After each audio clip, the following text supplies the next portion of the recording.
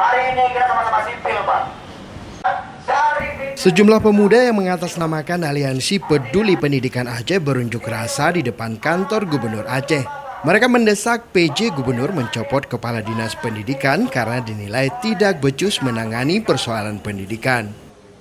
Dalam orasinya, pengunjuk rasa meminta agar PJ Gubernur Aceh tidak menutup mata melihat permasalahan pendidikan di Aceh saat ini.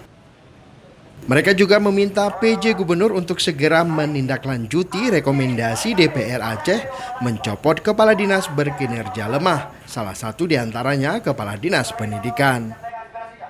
Koordinator aksi Muhammad Hasbar Kuba menyebutkan aksi tersebut dilakukan atas dasar ada banyak permasalahan yang terjadi di lingkungan Dinas Pendidikan Aceh. Ia juga menyinggung adanya pemotongan beasiswa untuk anak yatim yang dilakukan oleh Dinas Pendidikan, di mana untuk tahun 2021 tidak dibayarkan dengan alasan karena ada masalah teknis di PPTK.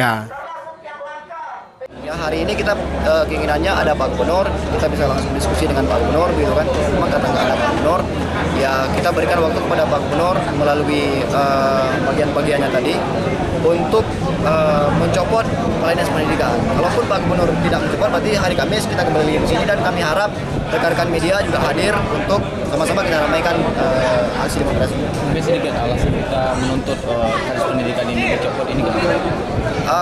Terlalu banyak alasan, saya pikir sudah dirangkum oleh DPR Aceh dalam banggar kemarin untuk merekomendasi kepada Gubernur Aceh untuk mencopot Kadis Pendidikan Aceh. Saya pikir terlalu banyak alasan yang harus saya sampaikan.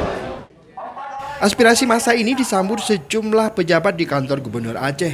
Mereka berjanji akan segera menyampaikan tuntutan para pemuda tersebut ke pejabat Gubernur Aceh. Dari Banda Aceh, Tim Liputan Aceh Video.